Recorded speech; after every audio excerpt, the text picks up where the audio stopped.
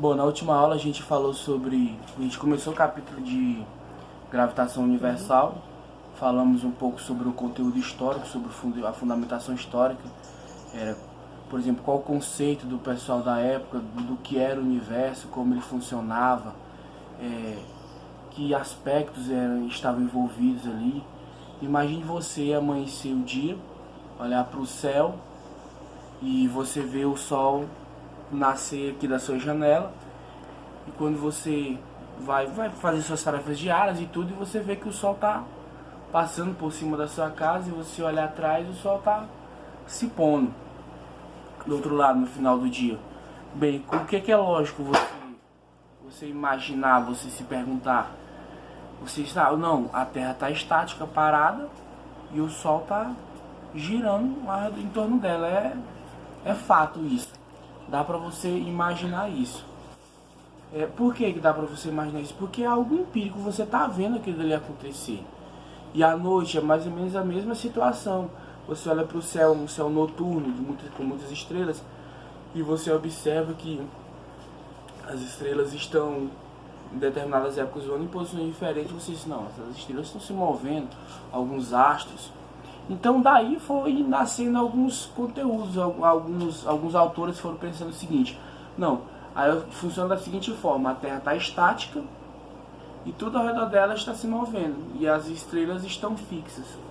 Então daí nasceu o chamado geocentrismo, né? A gente viu isso semana passada, e isso durou muito tempo, 1000 e tantos anos, isso perdurou. Por quê? Porque naquela época, como a gente viu, tinha a ideia da igreja, tinha a teologia envolvida, tinha muita coisa teóloga envolvida nisso aí. A igreja tinha uma força muito grande naquela época. Alguns textos bíblicos também eram interpretados de forma equivocada. Você tem os textos de Eclesiastes, alguns textos em Isaías que eles interpretavam de outra forma, e por aí vai. Mas já vendo por esse lado, esqueciam também Isaías, por exemplo. Isaías que falava que há um que habita sobre o círculo da terra, o círculo, né? Isaías viveu 7 séculos antes de Cristo, 3 séculos antes de Aristóteles. Então, enfim, por aí vai. O que foi durante muito tempo falado e protegido foi o geocentrismo, de que era a Terra o centro do universo e tal. Só que aí foi se mudando as perspectivas, foram vendo de outra forma. Aí você vê, aí vem Kepler, que pegou os estudos do Tycho Brahe. Daí eles foram analisando melhor, foram vendo melhor. Há quem diga que Kepler matou Tycho, bem, não vai entrar no mérito da questão de quem matou quem. Fato é que as 3 leis de Kepler começaram a dar um formato, por assim dizer, ao que realmente acontecia no sistema solar, de como era que funcionava, do que era, de que parâmetro, como era que estava acontecendo, como é que as coisas aconteciam no universo de fato. Foi analisada a órbita de Mercúrio, com o periélio e Afélio, onde eu observava que no periélio ia mais rápido, no afélio ia mais lento, e começou a observar que a elipse em si, ela se comportava de forma mais natural ao que os cálculos matemáticos de Kepler indicavam. Então, e daí isso foram sendo atribuídos aos outros planetas. Bem, tinha uma interação acontecendo. Kepler não sabia o que era, ele achava que era um magnetismo que estava envolvido, que fazia com que a Terra girasse em torno do Sol. Ele não viveu muito tempo para descobrir. Mais à frente, quem teve essa sacada, essa façanha foi Newton. Newton foi que, ao observar, não observar à toa, né, fazer diversos estudos em cima daquilo dali, começou a observar, a ver que existia uma gravitação, existia algo e ele começou a deduzir isso de forma matemática, de forma física, natural, na unha, mesmo com seus cálculos, e apareceu esse enunciado aqui, que isso também envolvendo as 3 leis de Kepler e também as 3 leis de Newton, né? Que você tem aqui, ó, a lei da gravitação universal, lei de Newton de atração das massas, Então você tem aqui que a matéria atrai matéria na razão direta do produto de suas massas e na razão inversa do quadrado da distância entre eles. Você vê esse G grande aqui, você pode observar que esse G aqui é a constante universal. Então você tem uma força que ela é igual a tudo isso aqui, ó. Tudo isso aqui é a força. Pois bem, aqui fala que a matéria atrai matéria na razão direta do produto. O que é isso? Ou seja, essa multiplicação aqui gera um produto que é essa força aqui. E ele diz que na razão inversa do quadrado da distância entre elas. Ou seja, à medida que esta força aumenta, esta distância diminui. E à medida que essa distância aumenta, essa força diminui. Então, isso é óbvio.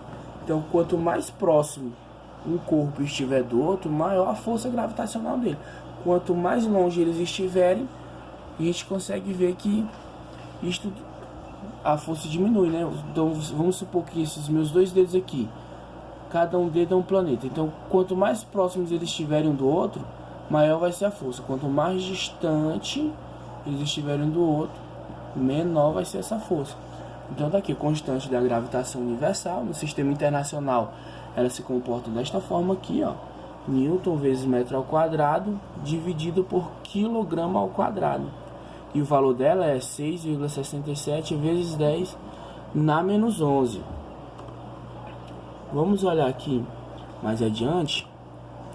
Aqui, ó, a intensidade da aceleração da gravidade. Bom, a gente vai ver a intensidade da gravidade dessa aceleração, como é que ela funciona. E em um ponto externo de um astro, ou seja, do lado de fora de um astro, né? Então o que você tem aqui? Você tem aqui a força, que é igual a constante universal, que nós vimos há pouco, a massa grande do astro maior e a massa menor, um m minúsculo, do astro menor. E o R2, que é ao quadrado, que é a distância entre eles aqui. Observe que é de centro a centro, essa força de interação que tem entre eles aqui. Então você tem essa força aí, que é igual a essa constante. Então você tem esse Rzão mais a altura, né? Ou seja, a distância, e isso aqui é ao quadrado. O que você vai ter? Você vai ter uma força, essa força vai ser igualada ao peso, né? Que também é a massa vezes a gravidade. Então você tem, ó, mg é igual a constante universal, mzão vezes mzinho, sobre r mais h ao quadrado. Esse r aqui é o raio, né? O raio aqui, e esse h a distância. Então nós chegamos nessa equação aqui, ó. Conseguimos chegar nesta equação. Pois bem, nós vamos ver, nos perguntamos, ocorre que tem uma força de interação entre esses dois caras. Tem uma força de interação entre os dois caras. Vamos supor, quanto mais próximos eles estiverem um do outro, maior vai ser a força. Quanto mais distantes eles estiverem um do outro, menor vai ser essa força entre eles. Alguma pergunta? Vocês têm alguma pergunta a fazer? Se tiver alguma pergunta, pode fazer. Nós estamos aqui para respondê-las. Alguém aí na assistência? Não? Tudo bem. Vamos cobrar isso na hora da prova, viu?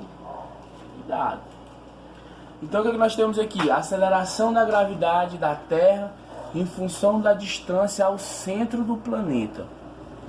Aquilo que a gente vem dizendo lá, que isto aqui é inversamente proporcional, certo? Se você vê uma proporcionalidade aqui você consegue ver que a gravidade é igual a kx. Observe que esse x aqui, ó, tá nas coordenadas aqui. Nós observamos aqui que esta curva hipérbolica, ela diz o seguinte, que quanto mais próximo do planeta, maior é a gravidade. Encostando lá para perto,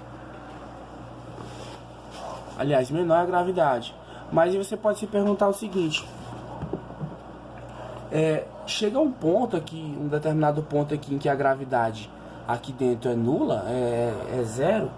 Não, você não vai ter essa situação. Aliás, essa situação você só encontra ela se você observar o gráfico aqui, ó. Depois de um cálculo muito bem elaborado, você vai ver que aqui ele é zero. Onde é? No centro do planeta. Então no centro do planeta, segundo os cálculos, essa gravidade é zero. Então essa curva aqui você tem a gravidade é igual a gravitação universal vezes a massa com essa distância ao quadrado. Que nós conseguimos observar também está aqui, ó, a equação que nós tanto procuramos. Então a gravidade diminui com o quadrado da distância, né? Como a gente já viu, já observou aí. Vamos para o próximo slide. Então, satélite em órbita circular. Bem, como é que isso funciona? Isso aí envolve também a segunda lei de Kepler, que se a órbita descrita por um satélite é circular, seu movimento também é circular. Isso aí envolve o seguinte: você tem a força, que é igual à força centrípeta, né? Então você vai ter a junção dessas duas equações. Observe que você vai ter a junção dessas duas equações. Então você tem esse carinha aqui, que é a força, com esse carinha aqui, que é a força centrípeta. Observe que tem uma relação entre eles, ó. Esse M vai cancelar esse outro M, não é? Ó, esse M cancela esse outro M. Esse quadrado vai cancelar um R. Então o que nós vamos ter? Esse V vai estar ao quadrado. Se ele está ao quadrado, o que você faz? Você só passa ele para dentro da raiz. Então você chega nessa equação aqui. Bom. Então você chega nessa equação aqui.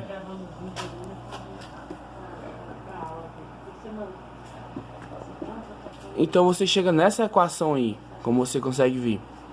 Então você tem, de acordo com a segunda lei de Kepler, se a órbita descrita por um satélite é circular, seu movimento é uniforme, ou seja, tem uma uniformidade aqui, ó. É como se a gente tivesse um ponto aqui no centro do planeta, e esse ponto aqui tivesse uma linha diretamente no centro do satélite, e ele obedece essa órbita circular aqui. Mas a gente pode se perguntar o seguinte: mas não foi dito que tem essa órbita obedece uma forma elíptica e tal, não sei o que? Sim, mas você tem que lembrar também que o círculo faz parte da elipse. Se você tem dois pontos aqui, um foco 1 e um foco 2, e você coloca um barbante e faz o giro, o que acontece? É uma elipse. Mas também, se você encostar os dois pontos bem próximos um ao outro, o que vai acontecer?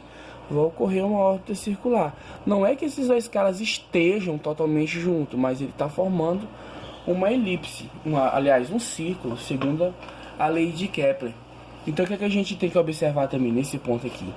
Que ocorre uma interação entre as duas forças, entre a força normal e a força centrípeta, por assim dizer. E nessa junção, a força gravitacional e a força centrípeta. E nessa junção você tem a velocidade da coisa acontecendo, que é o quê? Que é a raiz da constante universal vezes a massa, emissão do maior, e a distância. Bom, nesse ponto aqui você tem a velocidade desse satélite. Então, determinação do período de revolução. Como é que isso funciona? Então, mais uma vez, né, usando aqui, observa que o planeta, que o satélite aqui, que está obedecendo a circunferência aqui, ele tende a sair, né? Então ele vai sempre tangenciar a órbita aqui. Você tem a distância. Então o que é a velocidade, né? 2πr sobre t. Isso implica que t, que é o período, né, que a gente está falando aqui, é 2πr sobre v. Só inverteu, ó. Observe que só inverteu aqui. Não tem muito arcabouço matemático para isso. Então o que você vai ter? Quem é v? V não é esse carinha aqui que a gente observou aqui, ó. A gente deduziu aqui no outro, nós não encontramos o V. Pois bem, ele está sendo útil para a gente agora. Então o que você tem? Você tem período é igual a 2πr sobre esse carinha aqui, sobre V, não é? Sobre esse V. Mas quem é esse V? Não é esse rapaz aqui? Então onde tem V aqui, você vai substituir aqui. Ó, viu lá? Você pegou a raiz e colocou lá dentro. Então isso implica que T é igual a 2π R ao quadrado sobre a constante universal vezes a massa vezes R. Por que que ficou esse R ao quadrado? Por que que esse R ficou ao quadrado? A multiplicação. Você pegou ele e só fez inverter ele pro outro lado. Ó. Observe. Então você vai ter o período é igual a 2π raiz de R ao cubo, multiplicando com outro R que ficou, sobre G vezes M. Esse aqui você tem a determinação do período da revolução. Então nós temos aqui um exercício, mais um exercício de fixação para a gente tentar segurar, observar. Observe aqui um balão. Gostaria que vocês reproduzissem isso. Pegue um balão e uma cordinha amarrada na ponta do balão e tente segurar o balão e puxar a cordinha lentamente. Você vai sentir uma atração tanto na sua mão direita quanto na sua mão esquerda, e ambas estão convergindo para uma situação. É a mesma coisa aqui da Lua e com a Terra. Você tem essa mesma situação, esse mesmo aparato aí, essa mesma analogia aí, viu? Então, o que tínhamos para hoje era basicamente isso. Falamos um pouco sobre a questão da força gravitacional e tal. E tem também a questão, esquecendo aqui, do satélite geoestacionário, né? Porque como é que funciona o satélite geoestacionário? Você tem o satélite aqui, né? Aliás, o planeta aqui.